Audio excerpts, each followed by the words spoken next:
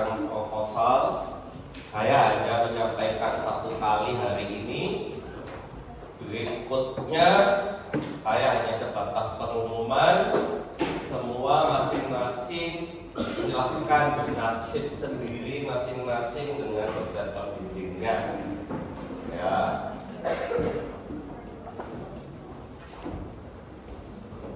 Oke. Perjalanan kalian cukup panjang, 1,5 tahun. Jadi materinya ada proposal, ada bahasa Indonesia yang kapan lalu, kemudian metodologi riset dan biostatistik. Ikuti kuliahnya metodologi riset dan biostatistik. Jangan masuk kanan keluar kiri. Pahami statistik, karena nanti waktu sidang pertanyaannya pasti berkaitan dengan statistik. Ya, ubah sekarang yang suka tidur, ngantuk, malas, ngelamun, buang. Sudah dewasa, sudah mau jadi orang. Ya, pelajari baik-baik kuliah metodologi riset dan statistik. Dipakai, dicatat, taruh di otaknya masing-masing, diingat sampai skripsi. Ya. Kemudian semester 7 lanjut tugas akhir, semester 8 kredensial. Gak usah semangat-semangat, tak kasih kesempatan 2 minggu nge-fix judul pembimbing. Jangan terlalu cepat-cepat, jangan terlalu terburu-buru. Nggak ada nanti kalian nangis-nangis ke saya, tuh nggak ada. Nasibmu sendiri. Jadi latihan sebelum nikah. Pilihanmu benar nggak? Gitu. Ya. Jadi 2 minggu ini pastikan sekali lagi bahwa pilihanmu sudah sesuai untuk 1,5 tahun ke depan. Jangan salah pembimbing. Pembimbing 1 dan pembimbing 2. Kalau kamu nikah, nyesal seumur hidup atau cerai. Kalau di sini nyesalmu cuma 1,5 tahun atau kamu mau molor, itu aja. Ya, jadi tolong 2 minggu itu manfaatkan baik-baik. Kalau saya kasih kode 2 minggu itu ada maksudnya. Jadi nggak asal jeplak saya ngomong. Ya, jadi kalau saya sudah kasih waktu 2 minggu, perhatikan baik-baik judul dan pembimbing. Ya. Kakak kelasmu yang ngulang ini 17 orang. Tidak ada RC. Kalau sudah nggak lulus, ngulang di semester yang baru. Begitu. Ya. Kemudian perhatikan baik-baik perjalanan kalian 1,5 tahun. Saya nggak ngulang ya. Kalian masuk kapan hari proposal. Kemudian saat ini berjalan paralel proposal dengan metodologi riset dan biostatistik. Setelah Anda dinyatakan fix judul dan pembimbing, universitas sudah menurunkan SK rektor bahwa ini pembimbingmu, terimalah nasibmu 1,5 tahun ke depan. Kamu akan berproses menyusun proposal hingga nanti sidang. Setelah sidang, kalian lanjut like etik. Setelah like etik, ambil data. Ya, ini saran saya. Besok lebaran kan, jangan lama-lama liburan. Ikuti aja omongan saya. Mau langgak, ya monggo silakan. Kalian kan punya hak karena kalian sudah dewasa. Tapi saya ngomong ini karena saya punya pengalaman sebelumnya, gitu. Jadi jangan terlalu lama libur. Kalau enggak mau nyusul 17 kakakmu, monggo silahkan. Ambil data, karena kamu nggak tahu apa yang terjadi di depanmu. Apakah tikus mau mati, apakah dinas itu akan cepat menurunkan curah, apakah masyarakat pasien itu datang sesuai dengan ekspektasimu. Jadi liburan dipakai untuk ambil data. Tahan egonya, tahan nafsunya. Oke? Yang organisasi, saya menyarankan harus legowo dilepas. Kalau mau ikut kegiatan, kolaborasi sama dosen. Mainanmu tuh semester akhir tuh ini udah. Jadi udah nggak zaman lagi ikut klub, ikut badminton, ikut nanti band, udah nggak zaman. Kamu karena sudah semester tua katamu. Jadi fokusnya ini. Jadi mainanmu itu riset, bikin paper, seminar, konferensi, itu mainanmu. Begitu. Ya. Kemarin ada yang ikut gak acaranya Dr. Muhammad Yusuf? Angkat tangan yang ikut acaranya Dr. Muhammad Yusuf. Angkat tangan. Loh. Angkat tangan yang tinggi.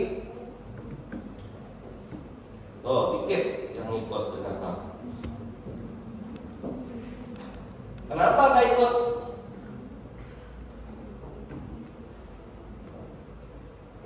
Kuliah perdana kemarin kenapa nggak ikut? Nggak penting.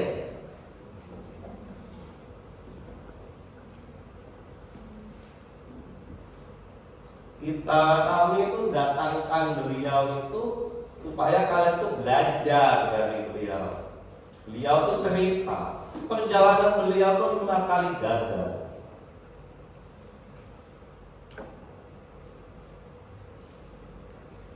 Masa kalian semester 6 harus duduk manis, dosennya yang harus bikin PPT, dosennya yang harus nyuapi kalian, udah nggak zaman. Nanti pada waktu proposal, ini ada cara perpustakaan, ya belajar mandiri. Nggak ada nanya dosen, gimana dong cara nyimpan file dalam bentuk PDF? Itu udah enggak, pertanyaannya udah nggak ini. Ya, wah kehilangan momen berharga kalau kalian nggak ikut itu. Ya, kemudian setelah ambil data, kalian akan masuk semester 7 langsung sidang. Jadi ngambil data sama nyusun tugas akhir pada waktu liburan. Kan kalian kan tahu sendiri beban kuliah kan? Bisa nggak nanti ngerjain tugas akhir pada waktu pada waktu kuliah blog? Kalau kalian tahu diri bahwa kalian nggak sanggup membagi waktu, ya kerjakanlah pada waktu liburan. Tuh. Nanti setelah itu kalian publikasi. Publikasi itu kan harus tahu saya yudisium itu bulan apa, sama kakak kelasmu besok. Kamu mau lulus atau mau stay di UC? Kalau kamu mau lulus, maka kamu kapan harus sidang? Kamu tahu kapan yudisium? Kamu yang ngatur udah nggak ada saya kasih pengumuman. Ayo udah nggak ada. Bikin malu nanti habis itu besoknya merit, bikin malu. Gitu ya. Jadi silakan atur sendiri waktunya. Kalau saya yudisiumnya ini, saya publikasinya harus kapan? Publikasi itu paling cepat 6 bulan. Jadi harus atur waktu, spare waktu, ya. Nah, ini tim pengelolanya. Ini bukan mata kuliah kedokteran. Ini mata kuliah universitas. Jadi semua makhluk di bumi pasti mata kuliah tugas akhir itu adalah mata kuliah universitas. Pimpinannya saya, kemudian nanti ada momen-momen kalian harus belajar mandiri dengan perpustakaan, itu adalah Pak Tito.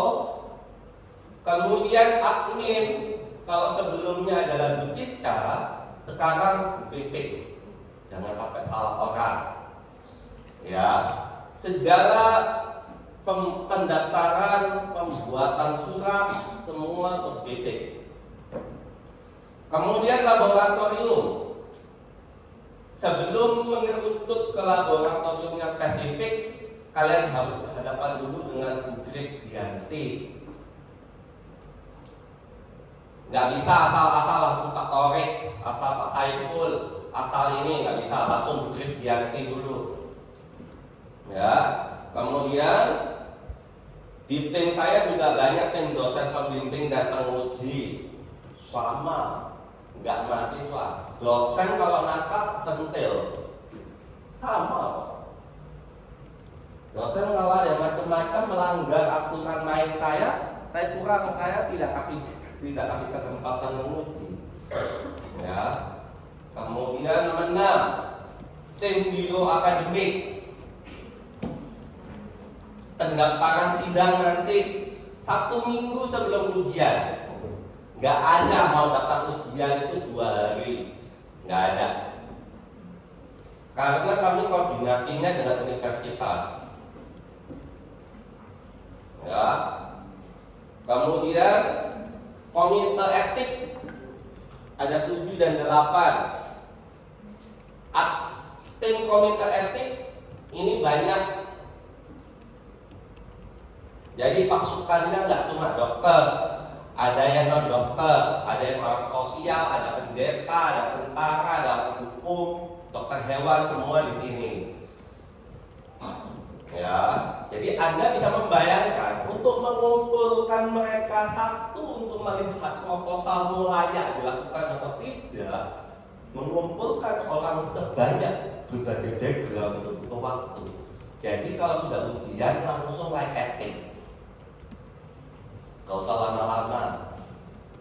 Ada tuh kakakmu 3 bulan dan keluar like etik. Gitu. Ya. Adminnya semua berkontak dengan Uniken. Ada pertanyaan sampai sini? Tidak ada ya. Jangan sampai salah ya. Terutama nanti dalam hal pendaftaran dan surat menyurat nanti semua ke Bu Vivik. Ya. Kemudian konsultan statistik ada 3. Nanti ada Dr. Jansen, ada Dr. Denis, ada Bu Atika. Semua masing-masing sudah dibagi. Jadi kalau Anda sudah dapat Dr. Denis, tidak boleh konsul dengan Dr. Jansen. Kalau Anda sudah dapat Bu Atika, tidak boleh berkonsultasi dengan Dr. Denis. Di sini kalian belajar tidak nyaman, karena nanti kamu di masyarakat tidak sesuai dengan ekspektasimu. Ya, jadi di sini kita melatih Anda belajar di sini. Semua udah dibagi. KPR pembelajaran, kalian harus mampu menghasilkan karya ilmiah yang mencakup 1 pilar keilmuan. 1 karyamu ini harus kamu kuasai betul. Ya, kalau kamu meneliti tentang diabetes, kuasai semua diabetes. Apa itu diabetes, klinisnya, patofisiol, mekanisme, semua harus kamu makan. Karena risetmu tentang ini. Kalau kamu lemah, dibombardir sama penguji. Ya, karena ini hanya 1 pilar keilmuan. Jadi benar-benar kuasai. Kalau diabetes kuasai semua, nggak boleh dan tidak. Oke. Kemudian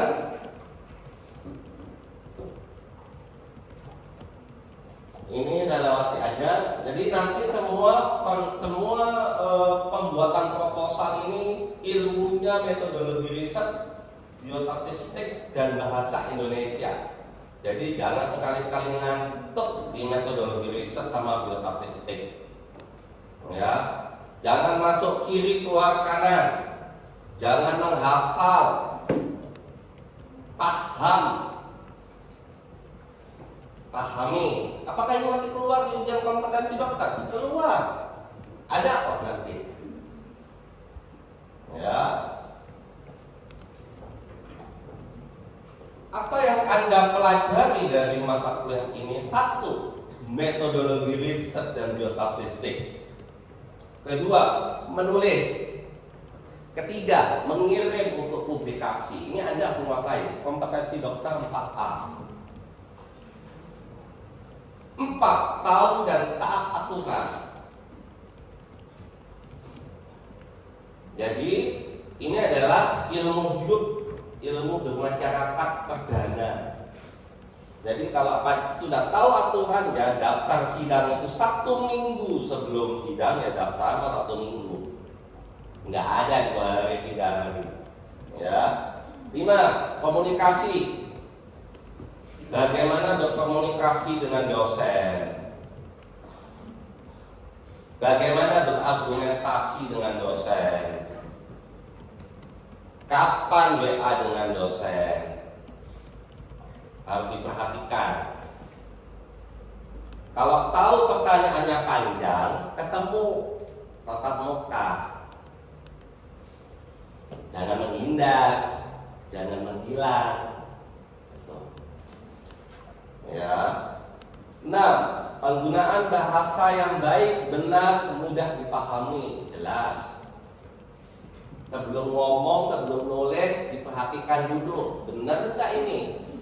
Menyinggung enggak ini kalimatnya? Gitu. Ya, latihan berbahasa.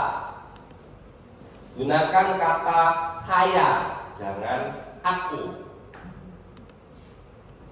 Ya, karena dosen bukan teman. Ya, jadi gunakan saya. Jadi bukan aku punya masalah dok, salah. Saya punya masalah dok. Gitu ya. Mengenai latihan, daftar ujian pun juga gitu, email. Gak ujuk-ujuk tiba-tiba lampiran dokumen kirim terus kita disuruh tahu maksudmu apa, nggak boleh.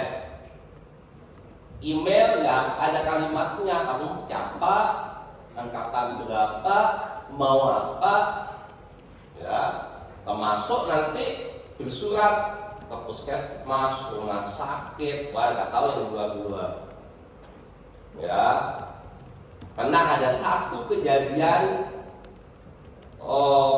dinas melapor ke kami kelakuan mahasiswa. Gitu. Cara ngomong lagi, nah itu. Ya, jadi diperhatikan gaya ngomong.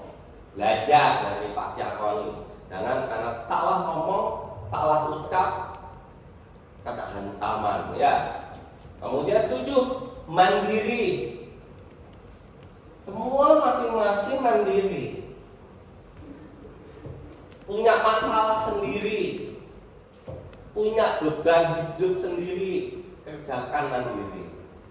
Selama ini yang mungkin sembunyi-sembunyi pada waktu SDD itu akan ketahuan belakangnya nanti pada waktu di proposal. Disiplin. Kalau dosen udah bilang, Dek, revisinya dikumpulkan minggu depan Rabu,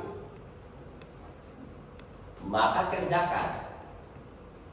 Kalau tidak bisa, komunikasi. Ingat, komunikasi. Perselingkuhan itu berawal dari komunikasi. Jadi jangan jelek komunikasi. Bilang, dokter mohon maaf untuk hari Rabu, ternyata saya perkirakan untuk Rabu ini saya tidak sanggup dok, karena saya ada ujian. Solusimu apa? Belajar, jangan mengkritik. Solusimu apa? Saya akan kumpulkan revisinya Senin, apakah boleh, apakah dokter berkenan? Ya, ingat dalam undang-undang dosen bukan guru. dosen itu tenaga profesional. Makanya paling tinggi tingkatannya kan sampai menjadi konsultan dalam pemerintahan kan. Itu. Anda harus tahu, wah kalau pembimbingku dekan, pembimbing keduanya siapa? Kalau pembimbing satunya direktur, pembimbing duanya siapa? Kalau pembimbing satu itu profesor, pembimbing duanya siapa? Itu harus kalian atur, main strategi sebenarnya. Ya, itu 10. Membaca, menganalisis, dan menulis. Jelas, makanya tadi saya bilang dilepas organisasinya, karena waktunya habis untuk membaca, menganalisis. Ya, ini adalah kompetensi yang wajib Anda kerjakan selama 1,5 tahun. Oke ya. Ya, ini sudah ada nih tabel-tabelnya dari kompetensi dokter. Oke, ini jadwalnya. Silahkan dilihat. Nanti akan saya share juga. Kalian mau foto dulu boleh.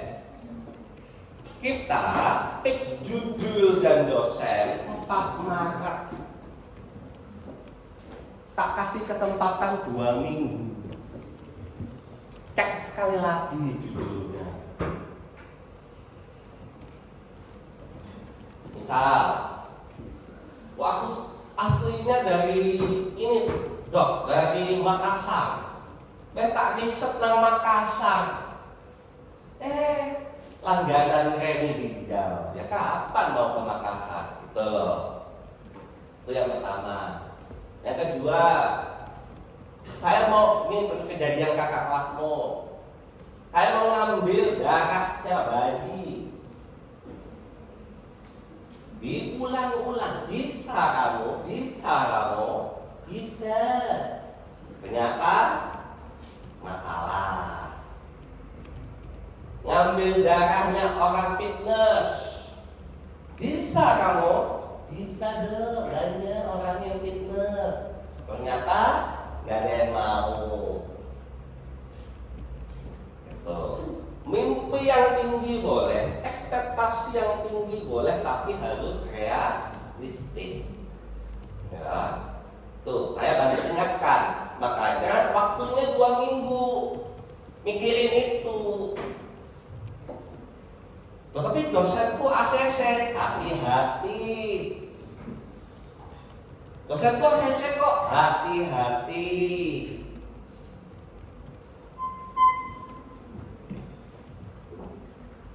Nanti kalau kalian diintervensi, kalian ngambek. Makanya dosen serba salah. Kalau saya sih saya sih cuek, masalah mau ngambek. Tapi saya yakin lu akan paham maksud saya di suatu hari. Yang kedua, dosen kan nggak nanya kamu IPK-nya berapa, remedial atau enggak, ya kan? Jadi kalau mimpimu mau ke Makassar, ambil data Makassar, oke aja. Bisa nggak? Bisa. Jadi makanya hati-hati. Dosenku setuju kok, hati-hati. Ya. Makanya tak kasih waktu 2 minggu. Tolong fixkan benar-benar. Realistisnya.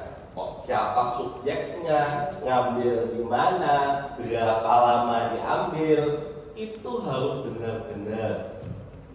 Nomor 2, tanggal 4 Maret baru saya open Google Form. Nah, silakan adik-adik ngisi pendaftaran mahasiswanya, NIM-nya, pembimbing 1, pembimbing kedua. 4 Maret. Kalau nggak besok, ya ngapain? Tak kasih kesempatan 2 minggu supaya jangan salah. Ya. Yang ketiga, input judul, karena nanti kita harus mengikuti dari universitas. Adik-adik semua, kalian mulai pembimbingan mulai 18 Februari sampai 15 Mei. Ya, 15 Mei. Pendaftarannya 1 minggu sebelum sidang. Sidang proposal kalian berbeda dengan angkatan sebelumnya. Kalau sebelumnya flagship biasanya pada waktu liburan. Nah yang ini kalian jadi kurikulum kan? Oleh sebab itu ujiannya dibereskan sebelum flagship. Jadi jatah ujian kalian pilih di antara 4 Mei sampai 22. Mau kapan terserah adik, mau 4 boleh, mau tanggal 5 boleh, mau tanggal 20 boleh. Pokoknya daftarnya kapan? 1 minggu sebelum ujian. Ada pertanyaan lagi. Kalau sebelum Mei saya mau ujian boleh enggak? Ini kasus, belajar kasus, makanya saya kasih tahu kalian kenapa tidak diperbolehkan. Belajar dari kasus kemarin, kakak-kakakmu ini, karena kalian nanti kalian akan mengamini omongan saya. Ini penuh perjuangan. Jadi kalau kamu habis ujian, disorak-sorai temanmu, dapat bunga, dapat permen, itu happy loh, bener. Oleh sebab itu, kalau kalian melaksanakan pada waktu blok pediatri itu pasti habis ini orang-orang separuh merayakan ujian proposal. Nah itu yang akhirnya menimbulkan kegaduhan dan kemarahan dari dosen-dosen pediatri. Paham ya sampai sini ya? Jadi kenapa kami tidak izinkan ujiannya sebelum 4 Mei itu. Nanti kalau Stephen Hansel nanti ujian tanggal April. Ini teman dekatnya, teman organisasi, ini hilang ya di partai pediatri nanti. Dukung Hansel nanti pasti. Nah, revisi proposal waktunya dikasih waktu hanya 2 minggu, maksimal 2 minggu revisi. Tapi apakah ada kemungkinan 1 minggu? Ada, tergantung dosennya. Biasanya 1 minggu itu banyak dari Prof. Imam, Dokter Imam biasanya. Biasanya 1 minggu banyak di Dokter Imam. Begitu. Ya, gitu. Coba, ini jadwalnya. Silahkan kalian ikuti. Bagaimana kalau misalkan lebih dari 22 Mei? Wassalamualaikum warahmatullahi wabarakatuh. Ketemu di semester 7. Gitu ya. Wassalam. Ketemu di semester 7 ya. Begitu. Oke ya.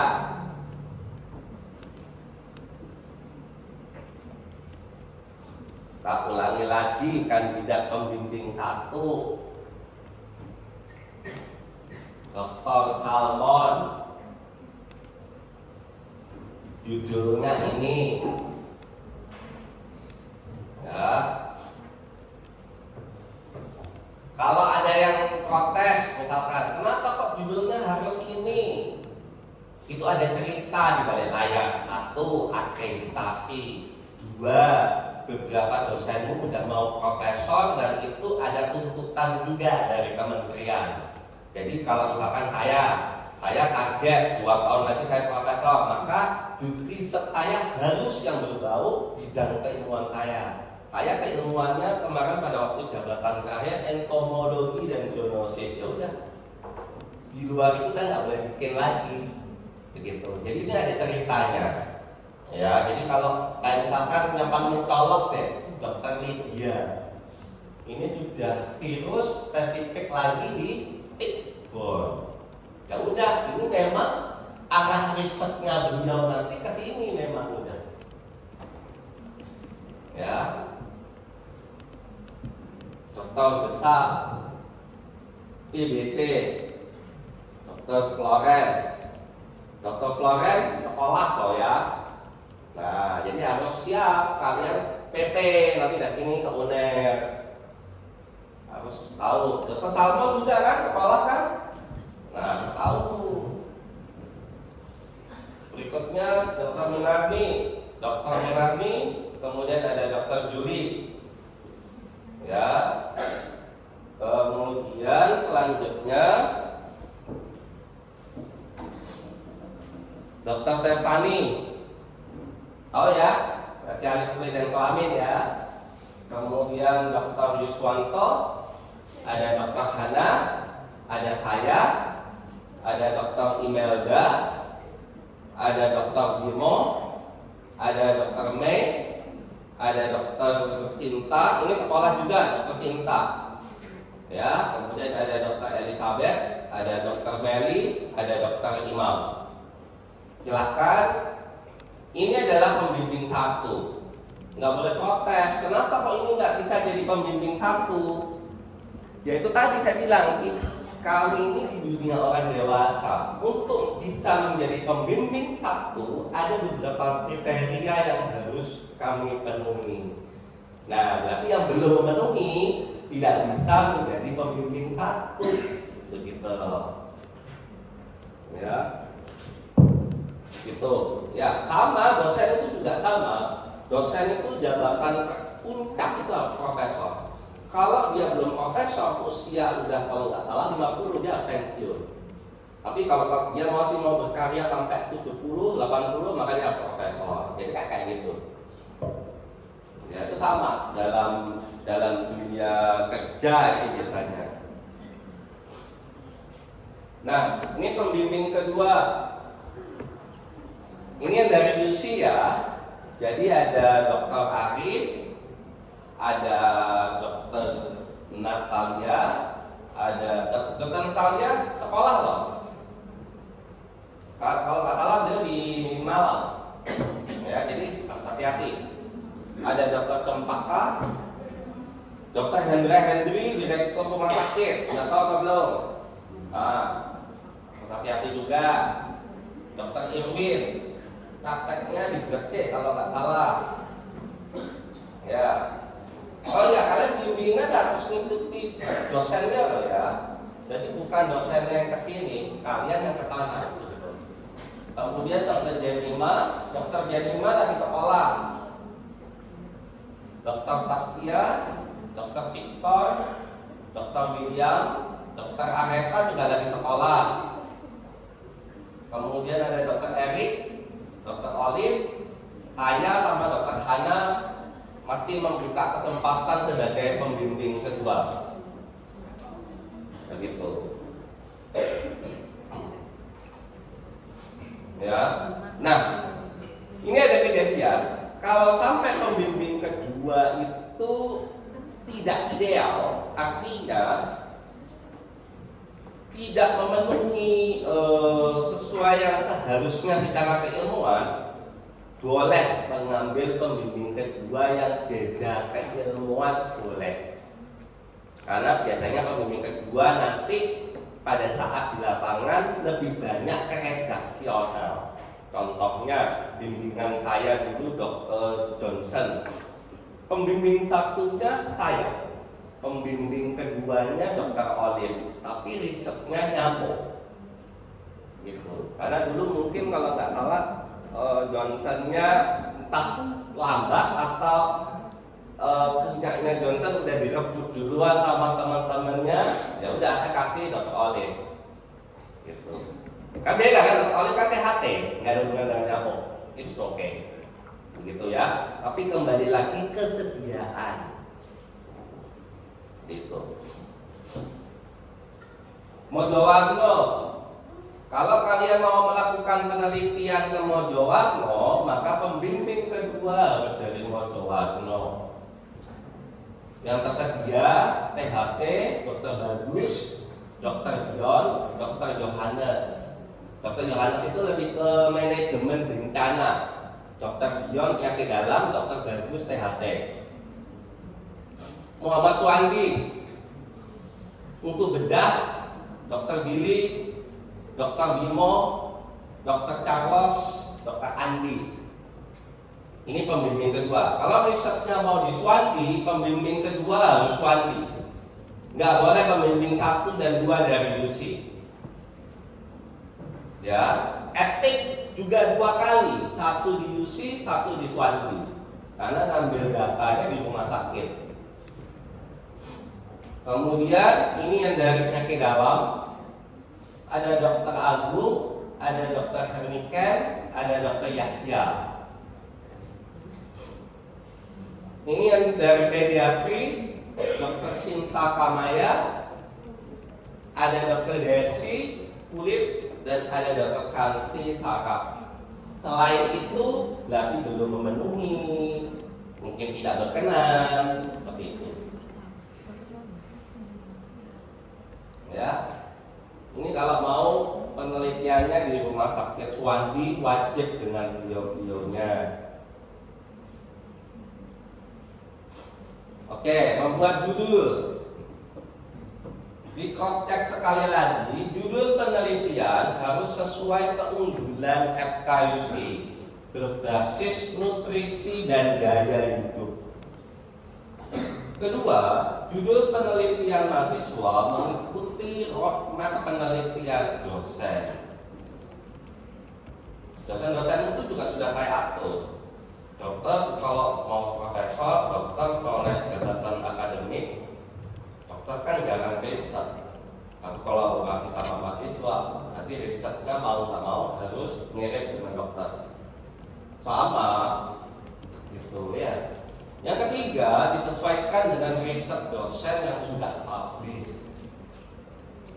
Karena nanti ada kalian menginput di TIS itu harus mengkantongkan riset dosennya.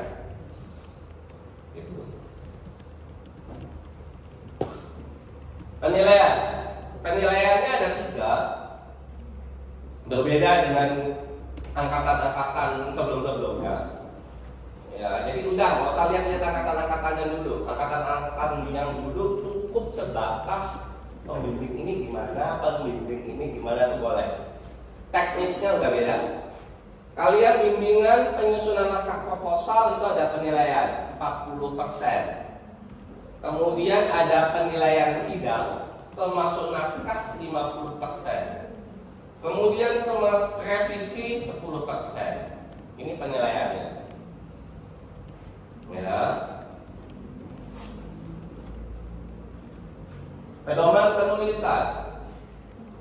Meskipun kalian mungkin ada yang bukan bimbingan saya sarankan tips dan trik Anda aman selamat pada waktu ujian. Baca pedoman sebelum nulis. Bukan nulis dulu. Baca dulu pedoman nulis, baru nulis. Gitu. Ya. Ini kerangka tulisan dokumen Anda, ada lembar judul, lembar persetujuan, penetapan panitia penguji, lembar keaslian proposal. Ini pakai materai.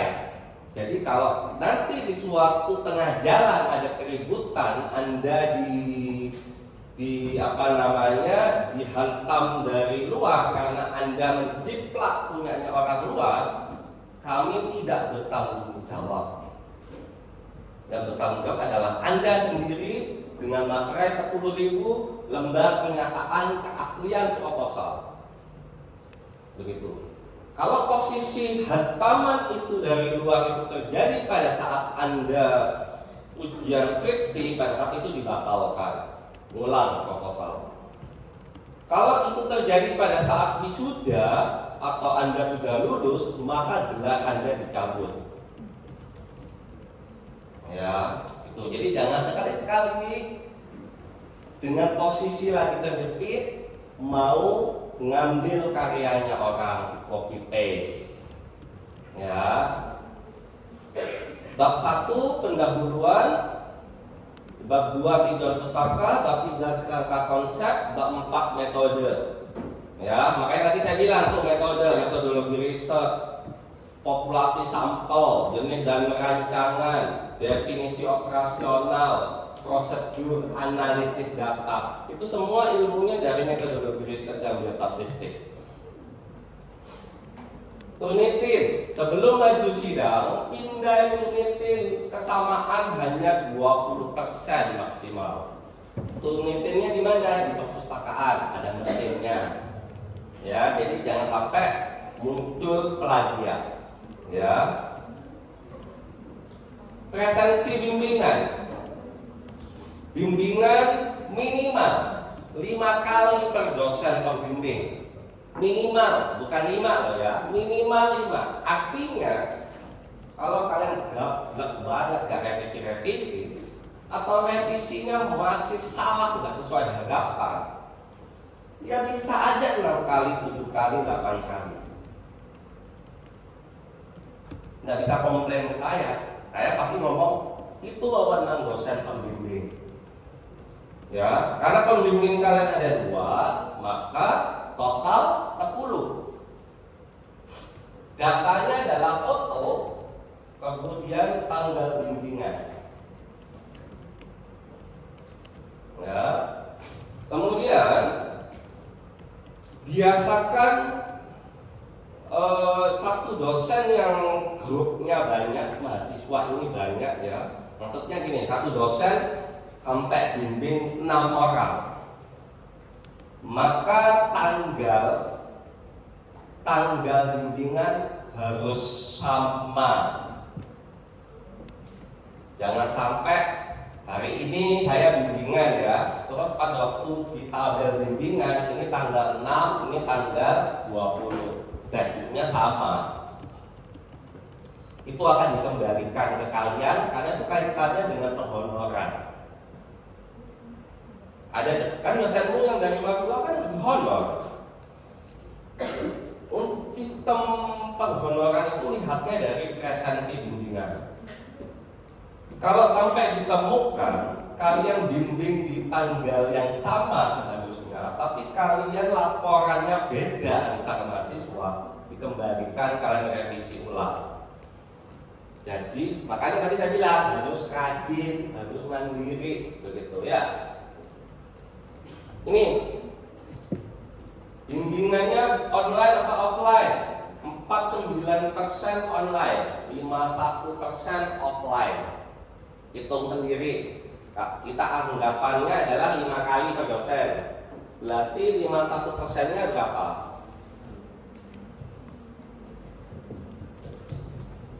3. Berarti 3 offline. Kalau mau online maksimal 2. Nggak boleh 4, nggak boleh 1 ya. Sama dosen-dosennya juga ya.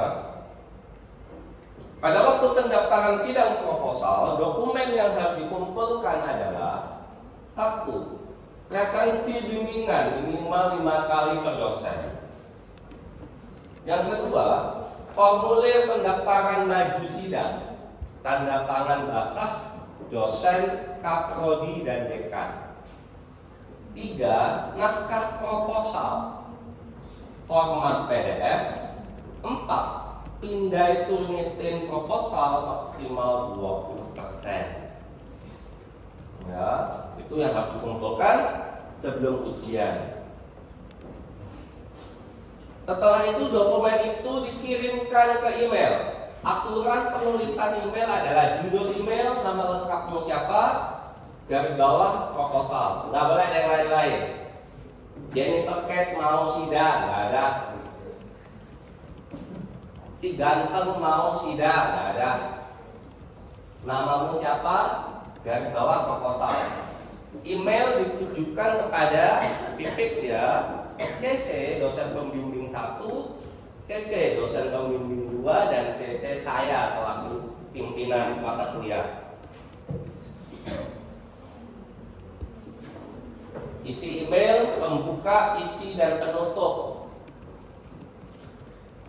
Kepada Ibu Cica, ini Ibu Pipik. Selamat pagi Bu, saya Adi Pamungkas, mahasiswa kedokteran angkatan 2016 Universitas Ciputra, pendaftar sidang proposal. Dosen pembimbing saya menyetujui pelaksanaan sidang di hari ini, tanggal ini. Bersama ini saya melampirkan dokumen persyaratan. Terima kasih banyak Bu sebelumnya. Minimal itu, silahkan kalian mau kreasikan sendiri boleh. Yang penting nggak boleh asal tinggal cantolin dokumen. Pendaftaran sidang, jadwal ujian sudah tidak kalian lagi tanya-tanya ke dosennya. Yang menentukan nanti kami itu tergantung dari klub penguji 1, penguji 2, penguji 3. Ya, khusus nanti yang mungkin dari Suwandi atau yang sebenarnya belum boleh membimbing tapi membimbing itu pengujinya kan ada 4. Ya, jadi paham ya. Jadi pengujinya nanti 3, pembimbing 1, pembimbing 2, serta penguji. Terus ada rumah sakit Suwandi. Nah, karena rumah sakit Suwandi mau dilibatkan, tapi sebenarnya secara undang-undang belum boleh. Jadi otomatis kalian 4 penguji. Pembimbing 1, pembimbing 2 dari Suwandi, pembimbing ketiga ini untuk memposisikan menggantikan Suwandi, dan penguji keempat. Karena kami pada saat melapor ke Jakarta itu harus 3.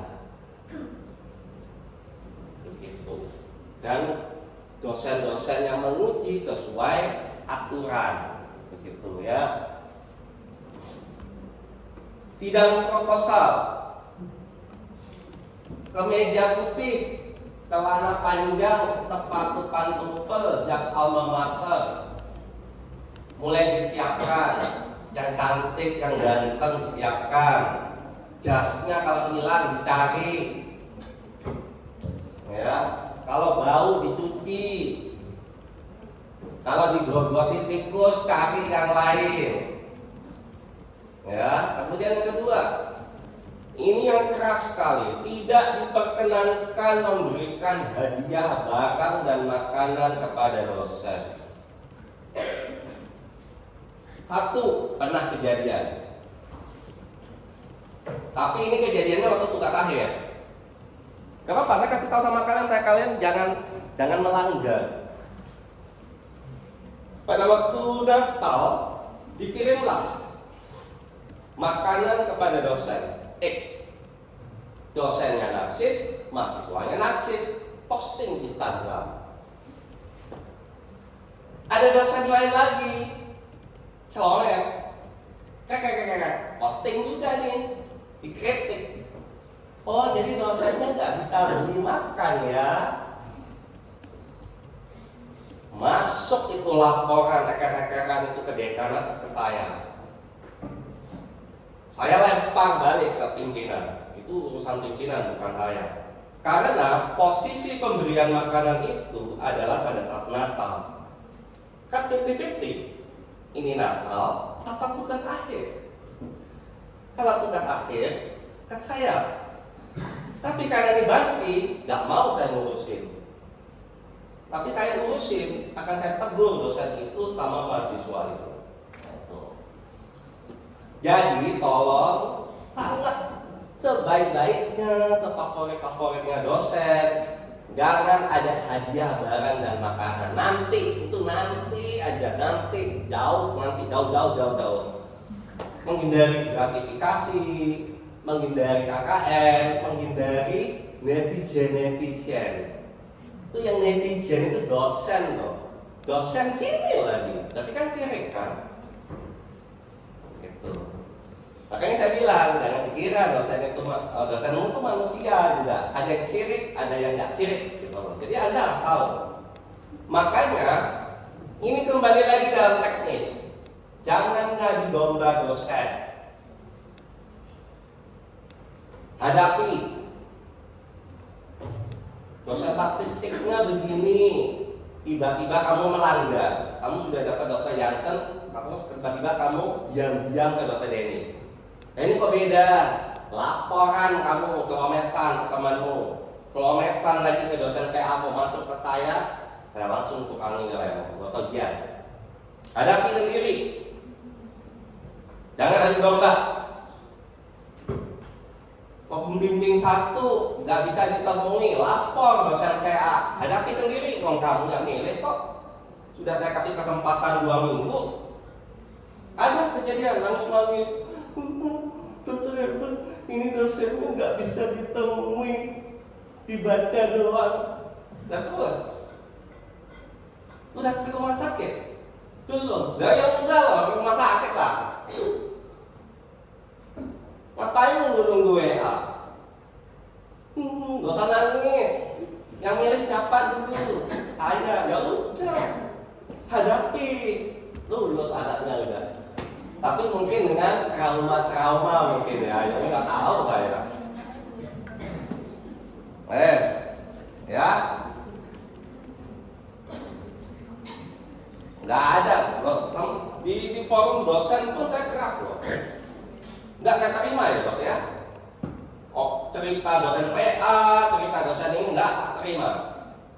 Mahasiswa bisa sendiri. Terus karena tahu nih masalahnya dari pembimbing siapa, kata dua pembimbing 1, pembimbing 2. Prof, dokter, kenapa anaknya kok sampai komplain ke dosen PA bla bla bla bla. Gitu. Dosen-dosen di forum juga udah kasih tahu kerjanya profesional ya, kalau enggak jadi bahan cibiran netizen ya. Gitu. Jadi kita semua kerjanya profesional.